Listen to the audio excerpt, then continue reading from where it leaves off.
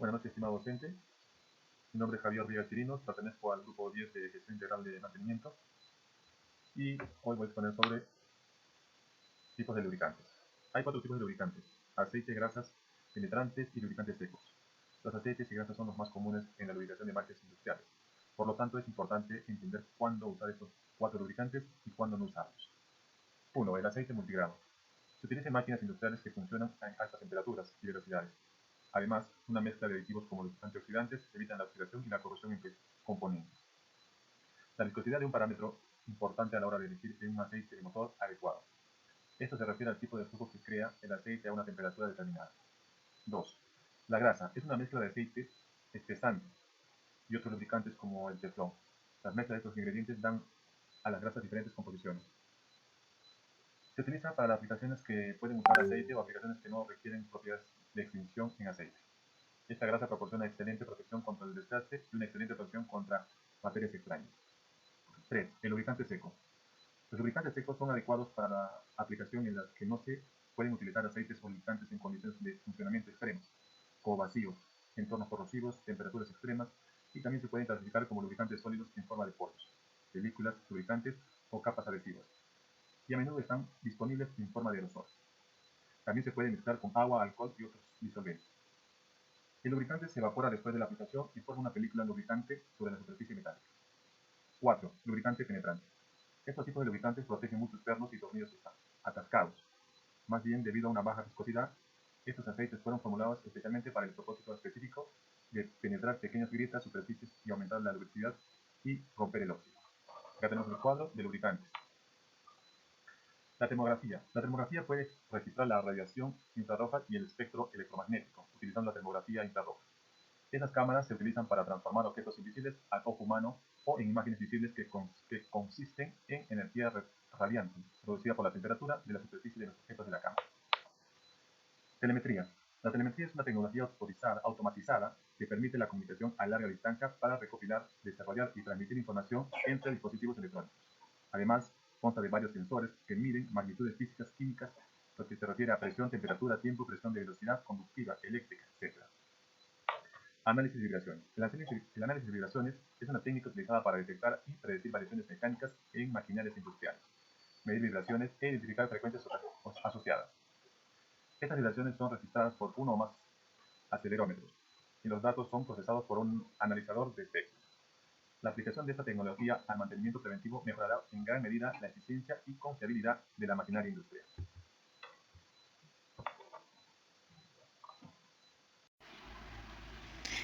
Buenas tardes, profesor, y buenas tardes, compañeros. Bueno, siguiendo con la exposición, vamos a resolver el punto 2, en el cual nos dice, utilizando la tabla, rellena identificando 15 técnicas de mantenimiento predictivo. Para ello, utiliza archivos y videos que puedas encontrar en la red, ¿no?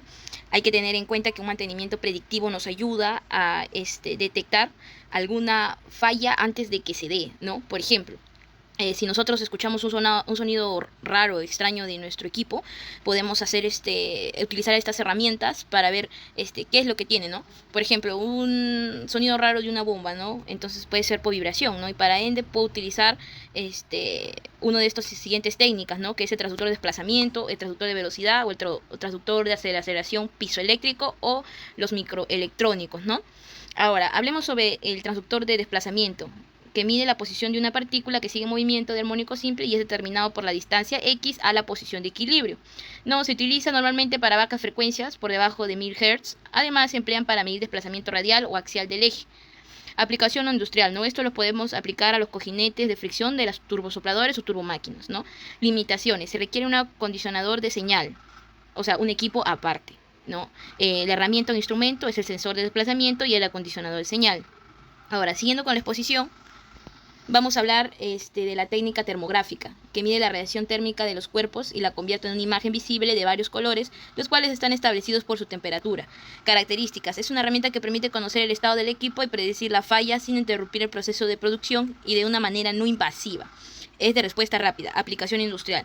Ejemplo, ¿no? Si yo veo que, por ejemplo, una bomba centrífuga, cuando hago una ronda, una inspección, tiene alta temperatura, nosotros como seres humanos no llevamos un detector térmico para decir está a 50 grados Celsius, a 100 grados Celsius, a 150 grados Celsius, y no sabemos qué parte es la que está sobrecalentando más. Puede que la parte interna esté más caliente, ¿no? Por ejemplo, la parte interna del sello mecánico, ¿no?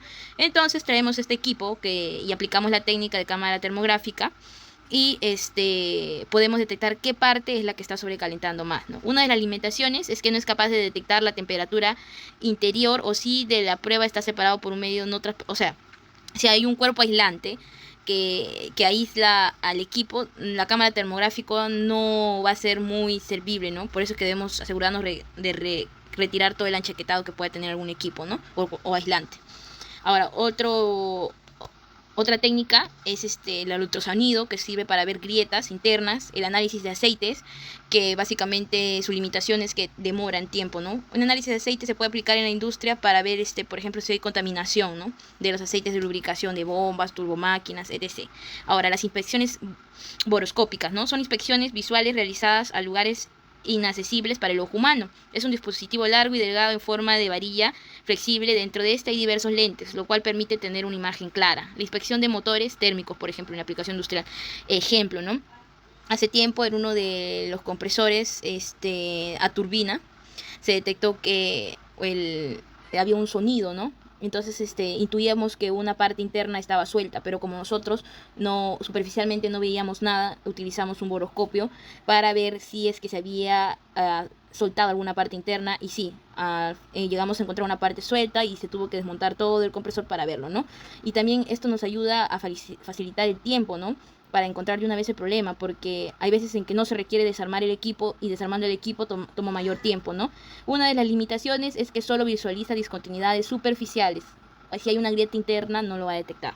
Siguiendo con la exposición, vamos a ver la técnica de los líquidos penetrantes, que son inspecciones no destructivas que permiten identificar fisuras superficiales, ¿no? Capacidad para introducirse con facilidad o discontinuidad en grietas muy finas, ¿no?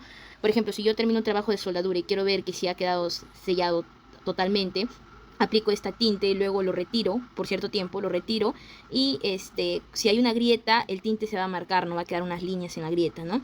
Son rápidos de aplicar, y te facilitan la disponibilidad y tiempo, ¿no? Para dar el visto bueno del que el trabajo ha quedado bien, ¿no? Y una de sus limitaciones es que detecta solo fisuras superficiales, o sea, si internamente la soldadura no ha sido bien y se ha dejado como huecos, no lo vamos a poder detectar. Para eso sería aplicado un equipo de ultrasonido. Siguiendo, vamos a ver el control de corrosión, ¿no? La descripción del control de corrosión se utilizan unas muestras pesadas que tienen que tener el mismo material de lo que se va a medir corrosión. Una de sus limitaciones es que son retiradas a través del tiempo, ¿no? Conforme pasa el tiempo, uno lo retira, ¿no? Son fáciles de aplicar.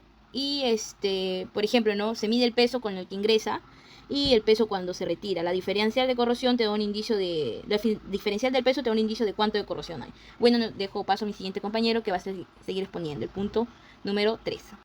Hola, buenos días. El día de hoy yo voy a explicar, identificar los indicadores de clave de rendimiento del mantenimiento en la empresa donde yo laboro. Primero el indicador de disponibilidad con la técnica para hallar la disponibilidad inherente.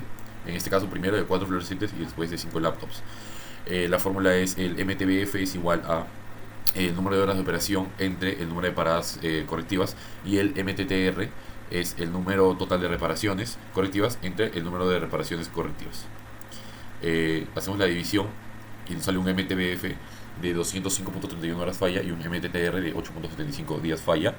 Y la fórmula para hallar la disponibilidad inherente es MTBF entre MTBF más MTTR por 100 para hallar el porcentaje, lo cual nos bota un 95.91%, que está dentro del estándar normal. Posteriormente nos iremos con el indicador de las 5 laptops. El MTBF igualmente de 17.000 entre 12 y el MTTR es 60 entre 5. El MTBF es 141.66 horas falla y el MTTR es 12 días falla. Igualmente usamos la misma fórmula de disponibilidad inherente y nos sale un 92.19%, que nos da un porcentaje dentro del estándar normal. Ahora hallaremos los indicadores financieros. Nuestro equipo trabaja en una empresa durante 3.200 horas anuales por un costo de servicio de 125 horas por hora. Y los costos correctivos y preventivos usados fueron de 14.500. Entonces, la fórmula del CMFCA, que sería el costo de mantenimiento y facturación, es costo anual, que sería los 3.200 horas anuales por 125 entre 14.500. Eso nos bota un 3.62%, que está entre los estándares normales. Posteriormente vamos a evaluar el tema de la utilización, el rendimiento. El rendimiento es igual al tiempo estimado de trabajo entre el tiempo neto de trabajado. En este caso, nuestras horas estimadas de trabajo son 8, horas totales utilizadas 15 y retrasos 3.5 horas. Y el tiempo neto trabajado 11.5, que es la diferencia. Basados en la fórmula sería 8 entre 11.5, lo que nos bota un 69% de rendimiento. Y después vamos a hallar la fórmula de la utilización, que la fórmula de utilización es tiempo neto trabajado entre total de horas utilizadas, que es horas planificadas 8, horas utilizadas. Las horas planificadas son 8 horas, las horas utilizadas son 15 y los retrasos son 3.5 horas. Y el tiempo neto trabajado sería lo restante de las horas utilizadas con el retraso, que es 11.5. Y basados en la fórmula sería el tiempo neto trabajado entre las horas utilizadas, lo que nos bota un 76% de la utilización de los equipos que poseemos en estos momentos. Gracias. ¿Qué tal, docente? Muy buenas tardes. Como parte del grupo, la pregunta número 4, de cómo se valida la información obtenida para el cálculo de los indicadores. Primero es disponer, ¿no?, que el ítem que se analizará y estimar, o que se va a determinar en qué periodo de tiempo se llevará a cabo la toma de datos, o sea, los días, los meses, entre otras, ¿no? Y por último, el cómo obtendremos esos datos, ¿no? Dentro de los indicadores de mantenimiento tenemos lo que es el cumplimiento del OT, el MTTR, el correctivos y versus preventivos, ¿no? Y también tenemos los costos de manto, ¿no? Para la disponibilidad se considera lo que son las horas totales menos las horas paradas por mantenimiento, esto dividido sobre las horas totales nuevamente, ¿no? En caso para la MTTR, es sobre el tiempo total de mantenimiento sobre el número de reparaciones. Como vemos acá gráficamente, tenemos el costo de mantenimiento con relación al tiempo, ¿no? Tenemos la curva A, la curva B, C, D, ¿no? En el caso de la curva A se ve en forma exponencial, ¿no?, de forma creciente y continua. En cambio de la curva D, en segundo plano se encuentra en decadencia, ¿no? Pero antes de ello está lo que es la B y la C también, que es el menor, ¿no? Esto es en relación al costo y el tiempo, ¿no? En el caso de la pregunta B, viene a ser por qué la disponibilidad es el principal indicador de mantenimiento. Uno es porque ayuda a lo que es a decretar qué estrategia de mantenimiento es la más adecuada para los equipos en base a su función, ¿no?, durante un periodo determinado, y criterios de confiabilidad, dado como respuesta un aumento en la productividad, ¿no? Para entender, se va a mencionar lo que es la elaboración de los factores intervinientes en la disponibilidad, ¿no? Tenemos la planificación, la disponibilidad, el rendimiento y la calidad, ¿no? En el caso de la planificación tenemos el tiempo producción planificado. En la disponibilidad tenemos lo que es el tiempo disponible y el tiempo productivo, ¿no? Esto es lo que dicen los arranques, los cambios, avería, lo que la espera. En caso de rendimiento tenemos la capacidad productiva y la producción real, ¿no? Esto viene a ser las micro paradas, velocidad reducida, ¿no? Y dentro de la calidad tenemos la producción real, las piezas buenas, lo que es los defectuosos, ¿no?, los retrabajos. En cortas palabras, lo que es la disponibilidad engloba lo que es el análisis de la capacidad productiva, que a su vez pues tiene lo que es un origen con asignación de cálculo de la producción real, y esta está directamente lo que es relacionado, vinculada con la producción apta, lo que es para el ofrecimiento al cliente, ¿no?, lo que son las piezas buenas o aptas en calidad, ¿no?, en términos de calidad. En caso de la pregunta C, viene a ser la empresa, por ejemplo, que elaboro, cómo puede utilizar lo que es la disponibilidad, cuál sería o en su utilidad, ¿no? En este caso, pues, se utiliza lo que es para elegir decisiones, ¿no?, con respecto a las maquinarias con las que cuenta la empresa. También se utiliza lo que es para estimar la eficiencia y la productividad del proceso productivo, ¿no? Como hemos mencionado, la disponibilidad se determina de esa manera, ¿no? Y pues existen factores que influyen en el mantenimiento, indicadores clave de rendimiento de mantenimiento. Dentro de ello está la influencia de externos y como también internos, ¿no? Externos tenemos el lugar, la cultura de sociedad, los costes de mano de obra nacional, ¿no? Y lo que son internos tenemos la cultura de compartida, la severidad, el proceso, la mezcla de productos, el tamaño de la instalación, entre otras, ¿no? Todos ellos tienen indicadores, ¿no? Nivel de indicadores, nivel 1, 2 y 3, en lo que es indicador económico, ¿no?, indicador técnico y indicadores lo que son organizacionales, ¿no? Son un grupo de indicadores que existen, ¿no?, que se consideran. Y se determina lo que es la disponibilidad, ¿no? En el caso de estos, hemos sacado el MTBF, que es igual a 181.6, ¿no? Y lo que es el MTTR, lo igual a 12. Entonces, esto, hallando lo que es la disponibilidad, se tiene ese valor. ¿no? Que se termine. Bueno, eso es todo, docente.